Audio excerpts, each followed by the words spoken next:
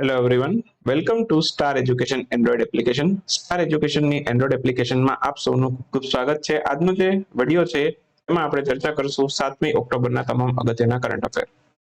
તો શરૂ કરીએ આજનો વિડીયો. સૌથી પહેલા તો આપણી જે ટેલિગ્રામ ચેનલ છે, તમામ ઓફિશિયલ અપડેટ માટે તમે આપણી ટેલિગ્રામ ચેનલ જોઈન કરી શકો છો. ટેલિગ્રામમાં જઈ માત્ર સર્ચ કરો સ્ટાર એજ્યુકેશન, આ પ્રકારે આપણી ટેલિગ્રામ ચેનલ મળી જશે. આ ઉપરાંત તમે આપણી એન્ડ્રોઈડ એપ્લિકેશન પણ ડાઉનલોડ કરી શકો છો. નીચે ડિસ્ક્રિપ્શનમાં પણ લિંક આપેલી છે, અથવા પ્લે સ્ટોરમાં પણ ડાયરેક્ટલી તમે સર્ચ કરીને આપણી એપ્લિકેશન ડાઉનલોડ કરી શકો છો. શરૂ કરીએ આજનો વિડીયો. સૌથી પહેલો ક્વેશ્ચન, હાલમાં જ સ્વચ્છ સર્વેક્ષણ એવોર્ડ 2022 છે, એમાં નીચેનામાંથી કયા રાજ્યને ભારતના સૌથી સ્વચ્છ શહેર 1,00,000થી વધુની વસ્તીની શ્રેણીની અંદર જાહેર કરવામાં આવેલું છે? તો ભારતનું સૌથી સ્વચ્છ શહેર કયું બન્યું? ક્વેશ્ચન એવો છે. અને કઈ કેટેગરીમાં? તો કે 1,00,000થી વધારે વસ્તીની કેટેગરીમાં. તો આ શહેર છે ઇન્દોર. તો ભારતનું સૌથી સ્વચ્છ શહેર કયું બન્યું? તો કે ઇન્દોર. બરાબર, તો ઓપ્શન સી આપણો આન્સર થશે. અને ઇન્દોર છે સતત 6ઠ્ઠા વર્ષે ભારતનું સૌથી સ્વચ્છ શહેર બનેલું. બરાબર, અને આ કોણે જાહેર કર્યું આ બધા પુરસ્કારો? રાષ્ટ્રપતિ દ્રૌપદી મુર્મુ. દિલ્હીની અંદર એક કાર્યક્રમ હતો. આ કાર્યક્રમમાં એમણે આ સ્વચ્છ સર્વેક્ષણના પુરસ્કારો જાહેર કર્યા. ઇન્દોર સતત 6ઠ્ઠા વર્ષે ભારતનું સૌથી સ્વચ્છ શહેર જાહેર થઈ ગયું. મધ્યપ્રદેશ છે ભારતનું સૌથી સ્વચ્છ રાજ્ય જાહેર થયેલું. બરાબર, મધ્યપ્રદેશ રાજ્ય છે એ ભારતનું સૌથી સ્વચ્છ રાજ્ય, અને ઇન્દોર છે એ સૌથી સ્વચ્છ શહેર બન્યું. બરાબર, આ ઉપરાંત મહારાષ્ટ્રના 2 શહેરો છે જેને ટોપ 3માં સ્થાન મળેલું. બરાબર, તો 1,00,000થી ઓછી વસ્તીની શ્રેણી. બરાબર, એમાં મહારાષ્ટ્રના 2 શહેરો છે ટોપ 3ની અંદર. તો એમાં એક તો છે પંચગની અને બીજું છે કરાડે. આ બંનેને અનુક્રમે પહેલું અને ત્રીજું સ્થાન મળેલું છે. એટલે પહેલા ક્રમે પંચગની છે મહારાષ્ટ્રનું, અને ત્રીજા ક્રમે છે કરાડે છે. તો બીજા સ્થાને કોણ છે? તો છત્તીસગઢનું એક શહેર છે પાટણ. આ પાટણને બીજું સ્થાન મળેલું છે. હવે પ્રશ્ન એમ કે, બરાબર, કે આ 100% પ્રશ્ન આવશે. તો મેં આવો બનાવ્યો નથી કે 1,00,000થી આ સ્વચ્છ સર્વેક્ષણ પુરસ્કાર, બરાબર, એમાં 1,00,000થી ઓછી વસ્તી ધરાવતા શહેરોમાં, બરાબર, પાટણ છે એ બીજા સ્થાને રહેલું. કયા રાજ્યમાં છે? ગુજરાત સૌથી પહેલું આપે ઓપ્શન એમાં, ને મોટા ભાગના ગુજરાત લખીને આવે. જીપીએસસી માં આવો ક્વેશ્ચન પૂછી લે, ભલે ફક્ત 1-2 વાળો ન હોય, પણ 100% જે વ્યક્તિને આનું કઈ નોલેજ જ નથી ને, બરાબર, એ વ્યક્તિ પાટણ કયા રાજ્યમાં છે જોવે, નીચે ગુજરાત હોય ગુજરાત જ લખે પહેલું. બરાબર, ન્યા તમારી ભૂલ થાય, કેમ કે આ પાટણ છે ક્યાંનું છે? તો કે છત્તીસગઢનું છે.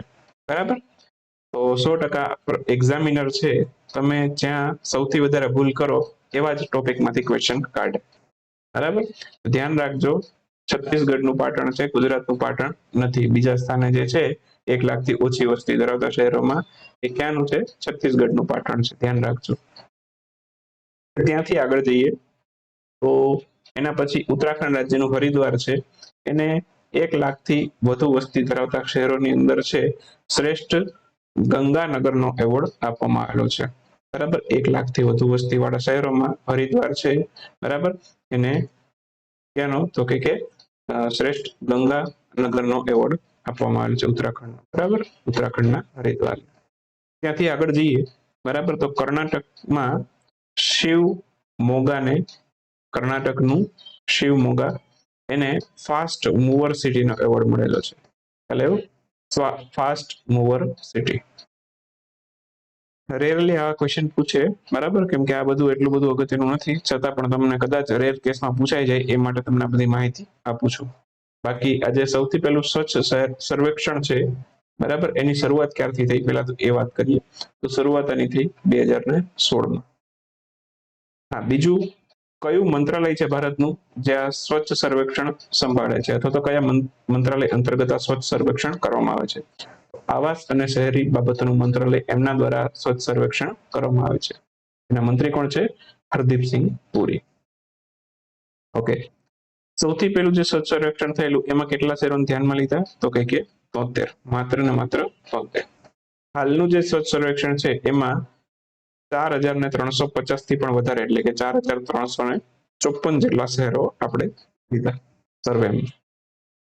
આ જેટલા પણ પોઈન્ટ હું તમને કરાવું છું પરીક્ષાની દ્રષ્ટિએ બહુ જ અગત્યના છે. અને આપણે એવી જ વસ્તુનો અભ્યાસ કરીએ છીએ કે જે માત્ર કામની હોય. કોઈ પણ નકામી વસ્તુ છે આપણે ડિસ્કસ નથી કરતા. જે પરીક્ષાની દ્રષ્ટિએ મોસ્ટ ઇમ્પોર્ટન્ટ હોય ને, હું એવા જ પોઈન્ટ તમને અહીં કરાવું છું.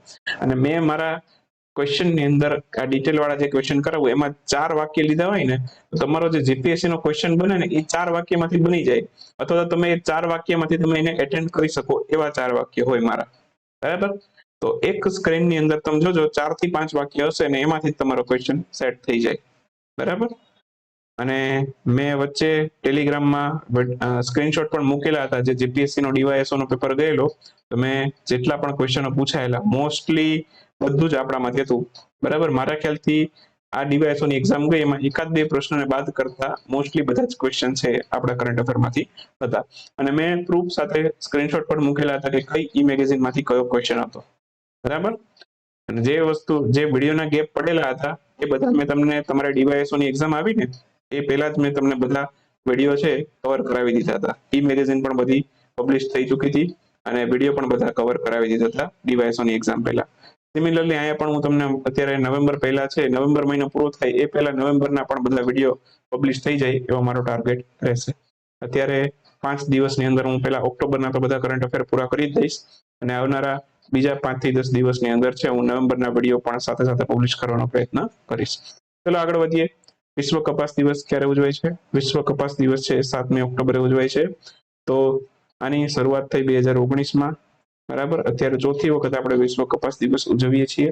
અને સૌથી વધુ કપાસનું ઉત્પાદન કોઈ દેશમાં થતું હોય તેમાં ભારત પહેલા સ્થાને આવે. અને ભારતમાં સૌથી વધુ ક્યાં થાય એવું કદાચ પૂછે તો આપણા ગુજરાતમાં સૌથી વધારે કપાસનું ઉત્પાદન થાય છે. નેક્સ્ટ ક્વેશ્ચન છે કે હાલમાં જ કયા કેન્દ્ર શાસિત પ્રદેશમાં આંતરરાષ્ટ્રીય સૂફી રંગ મહોત્સવ ઉજવાયેલો? કયા રાજ્ય અથવા તો કેન્દ્ર શાસિત પ્રદેશમાં ઉજવાયેલો? તો આ ઉજવાયેલો રાજસ્થાનમાં. તો ઓપ્શન સી આપણો આન્સર થશે. હાલમાં જ સૂફી રંગ મહોત્સવની ઉજવણી રાજસ્થાન રાજ્યમાં કરવામાં આવેલી. કેટલામું સંસ્કરણ હતું? તો કે 15મું હતું. તો અજમેરના શરીફ ચિશ્તી ફાઉન્ડેશનના અધ્યક્ષ હાજી સૈયદ સલમાન દ્વારા આનું આયોજન કરવામાં આવેલું હતું. બરાબર? અને શા માટે આપણે ઉજવીએ છીએ? તો સૂફી સંત હઝરત ખ્વાજા મોઇનુદ્દીન ચિશ્તીના ઉપદેશો છે એને યાદ કરવાના સંદર્ભમાં આ ઉજવવામાં આવે છે આંતરરાષ્ટ્રીય સૂફી રંગ મહોત્સવ. કેટલામું સંસ્કરણ હતું? તો કે 15મું. રાજસ્થાનમાં થયેલું હતું. નેક્સ્ટ ક્વેશ્ચન છે હાલમાં જ કયા રાજ્યએ એક જાગૃતિ અભિયાન શરૂ કર્યું જેમાં હેલોના બદલે શું બોલવામાં આવે? વંદે માતરમ. બરાબર? તો હેલોના બદલે વંદે માતરમ બોલવામાં આવે એવું એક જાગૃતિ અભિયાન શરૂ કરવામાં આવેલું. આ મહારાષ્ટ્રમાં શરૂ કરવામાં આવેલું. ઓપ્શન ડી આપણો આન્સર થશે. તો મહારાષ્ટ્રની સરકારે એક જાગૃતિ અભિયાન શરૂ કર્યું જેમાં હેલોના બદલે શું બોલવામાં આવે છે એવું પણ પૂછે તો યાદ રાખજો, વંદે માતરમ. બરાબર? અથવા નેક્સ્ટ વાત કરું તો થોડુંક વંદે માતરમ વિશે આપણે માહિતી હોવી જોઈએ. તો વંદે માતરમ છે બરાબર, એ એક તો ભારતનું રાષ્ટ્રીય ગીત છે. જો એક રાષ્ટ્રીય ગાન હોય અને એક રાષ્ટ્રીય ગીત હોય. રાષ્ટ્રીય ગાન એટલે કયું? તો કે જનગણ મન, અને રાષ્ટ્રીય ગીત એટલે કે વંદે માતરમ. બરાબર? આ એક ખાસ ક્લિયર કરી લેજો.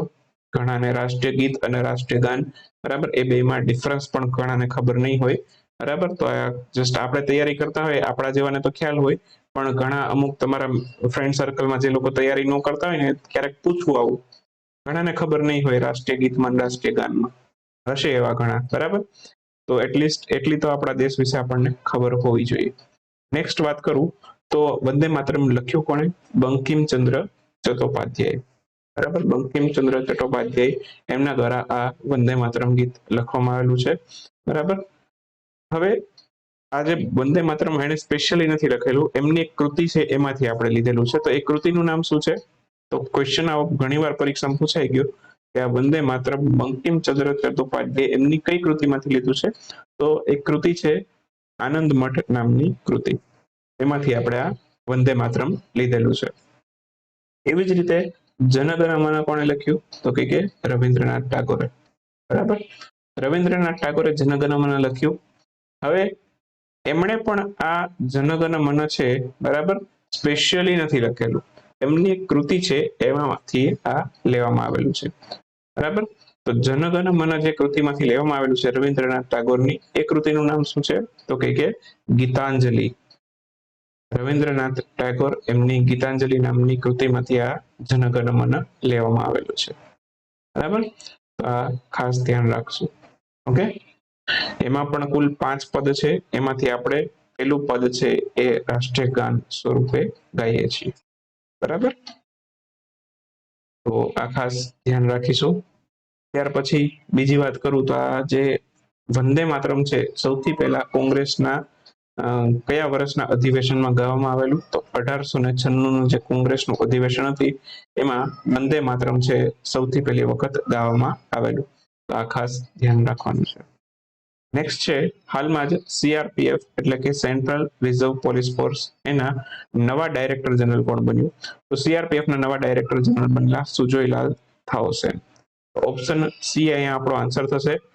તો હાલમાં જ સીઆરપીએફ ના નવા ડાયરેક્ટર જનરલ કોણ બન્યું? તો કે સુજોયલાલ થાવસેન. મુખ્ય મથક નવી દિલ્હીમાં છે. સીઆરપીએફ ની સ્થાપના 27 જુલાઈ 1939માં, અને એનું સૂત્ર કદાચ પૂછી લે તો સેવા અને નિષ્ઠા. સેવા અને નિષ્ઠા, આ એનું સીઆરપીએફ નું સૂત્ર છે. બરાબર, ઘણી વાર આવા સૂત્ર પણ પૂછી લેતા હોય છે. બરાબર, અને એક વખત મારા ખ્યાલથી ઓલ ઇન્ડિયા રેડિયોનું સૂત્ર પૂછ્યું હતું. બરાબર, તો ખાસ ધ્યાન રાખવું, આવું ક્યારેક પૂછાઈ જતું હોય પરીક્ષામાં. ચલો, બીજી વાત કરું તો જેટલી પણ ભારતની સેન્ટ્રલ આર્મ પોલીસ ફોર્સ છે, બરાબર, એના ડાયરેક્ટર જનરલ તમને રિવાઇઝ કરાવી દઉં. તો ભારતની અંદર કુલ કેટલી સેન્ટ્રલ આર્મ પોલીસ ફોર્સ છે? કુલ 7 પ્રકારની સેન્ટ્રલ આર્મ પોલીસ ફોર્સ છે. બરાબર, મેં ઘણી વખત પહેલા તમને અગાઉ જ્યારે અગાઉના વિડીયો છે એમાં મેં તમને એ પણ કીધેલું કે કઈ કઈ પોલીસ ફોર્સ કઈ કઈ જગ્યાએ આપણી રક્ષા કરે છે.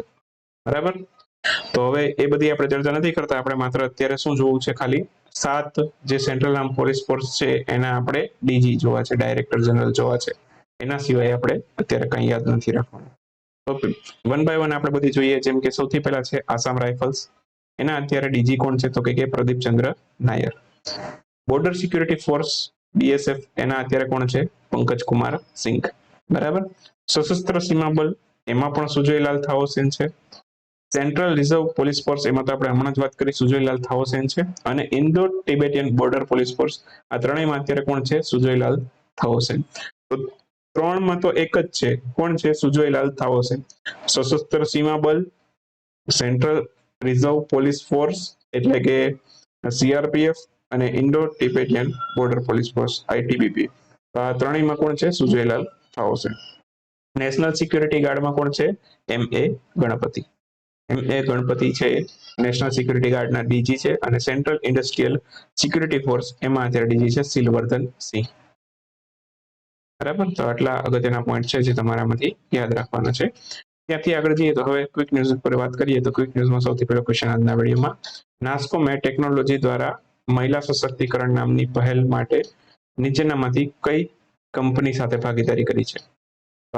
અમેરિકન એક્સપ્રેસ નામની કંપની સાથે ભાગીદારી નાસ્કોમે કરી છે. હવે આ ક્વેશ્ચન થોડોક વાંચવામાં તમને અઘરો લાગશે, પણ હું તમને થોડુંક ઇઝી લેંગ્વેજમાં સમજાવી દઉં. તો સૌથી પહેલા તો હું ક્વેશ્ચન એવી રીતે વાંચીશ કે 32મો બિહારી પુરસ્કાર છે, બરાબર, એ એનાથી કોને સન્માનિત કરવામાં આવેલું?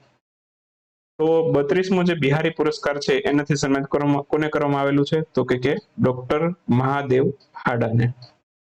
32મો બિહારી પુરસ્કાર કોને મળેલો? ડોક્ટર મહાદેવ હાડાને. એટલું ક્લિયર? કઈ કૃતિ માટે મળેલો? તો યાદ રાખજો, એમની જે કૃતિ છે એનું નામ છે પચરંગ ચોલા પહર સખીરી. બરાબર, એમની કૃતિનું નામ છે. હવે આ કૃતિ કયા વર્ષે લોન્ચ થઈ હતી? આ કૃતિ લોન્ચ થઈ હતી 2015માં. હવે તમે આખો ક્વેશ્ચન વાંચશો તો તમને સમજાઈ જશે કે 2015ના સાહિત્યિક વિવેચન પુસ્તક, બરાબર, સાહિત્યિક વિવેચન પુસ્તક એટલે કે લોન્ચ થયું એ વખતે. શુદ્ધ ગુજરાતી વાપર્યું છે વધારે પડતું.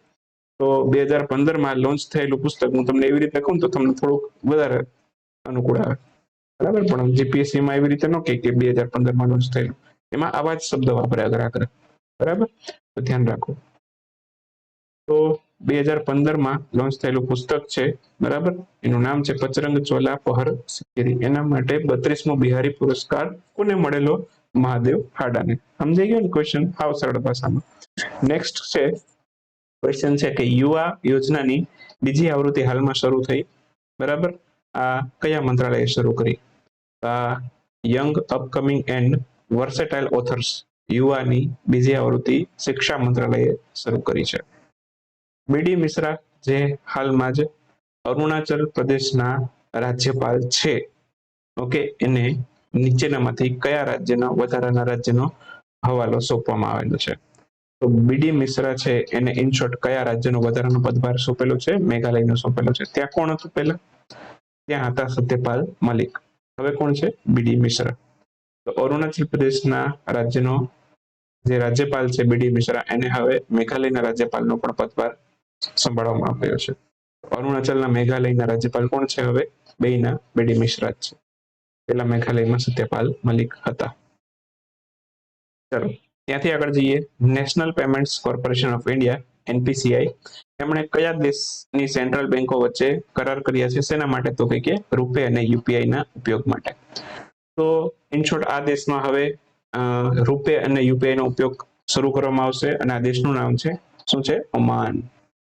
તો ઓમાન સાથે ઓમાનમાં રૂપે યુપીઆઈ શરૂ કરવા માટે એનપીસીઆઈ કરાર કર્યા છે ઓમાનની બેંકો સાથે, બરાબર, સેન્ટ્રલ બેંકો સાથે. તો આન્સર આવશે ઓમાન. રૂપે કાર્ડ અત્યારે કયા કયા દેશમાં વપરાય છે? તો રૂપે કાર્ડ માટે અત્યારે UAE, Bahrain, Saudi Arab, Bhutan અને માલદીવ સાથે કરાર થઈ ચુક્યા છે અને ત્યાં શરૂઆત પણ થઈ ચૂકી છે, બરાબર, અને હવે ઓમાનમાં પણ થશે. યુએન વર્લ્ડ જીઓસ્પેશિયલ ઇન્ફોર્મેશન કોંગ્રેસ 2022 એની બીજી આવૃત્તિ છે. ક્વેશ્ચન એમ પણ પૂછે કે આની કેટલામી આવૃત્તિ હતી? તો આન્સર હાવ ઈઝી થઈ જાય, બીજી આવૃત્તિ હતી, બરાબર. હવે ક્વેશ્ચન એવો છે કે આ કયા શહેરમાં યોજાઈ હતી? તો યુએન વર્લ્ડ જીઓસ્પેશિયલ ઇન્ફોર્મેશન કોંગ્રેસ આ હૈદરાબાદમાં યોજાઈ હતી. ભારતના કયા રાજ્યમાં યોજાઈ હતી એવું પૂછે તો તેલંગાણા, અને શહેર પૂછે તો હૈદરાબાદ, બરાબર. બાકી ક્વેશ્ચન એમ પણ પૂછી શકે કયા દેશમાં યોજાઈ હતી? તો યાદ રાખી જ લેવાનું, ભારતમાં. તો એના પછીનો ક્વેશ્ચન છે હાલમાં જે પ્રથમ US Pacific island country summit આ કયા દેશમાં યોજાઈ હતી? યુએસ પેસિફિક છે એટલે આ ક્યાં યોજાઈ હતી? તો કે અમેરિકામાં, અને આ સૌથી પહેલી હતી. પ્રથમ US Pacific island country summit હતી અને આ અમેરિકામાં યોજાઈ હતી. હાલમાં કઈ સંસ્થાએ વન નાબૂદી, પશુધન ચરાઈ અને ખેડૂત ક્ષેત્રની શાળાઓ પર એક અહેવાલ બહાર પાડ્યો છે? તો આ ફૂડ એન્ડ એગ્રીકલ્ચર ઓર્ગેનાઇઝેશન દ્વારા બહાર પાડવામાં આવેલો છે રિપોર્ટ. આન્સર આવશે ફૂડ એગ્રીકલ્ચર ઓર્ગેનાઇઝેશન, મુખ્ય મથક ઇટલીના રોમમાં આવેલું છે. બસ અહીં સમાપ્ત કરી દઈએ 7મી ઓક્ટોબરનો વિડીયો. થોડી જ ક્ષણોમાં મળીએ 8મી ઓક્ટોબરના વિડીયો સાથે. ત્યાં સુધી રજા લેશું. આવજો, બાય બાય, ગુડ નાઇટ, શુભરાત્રી. Thank you for watching Star education.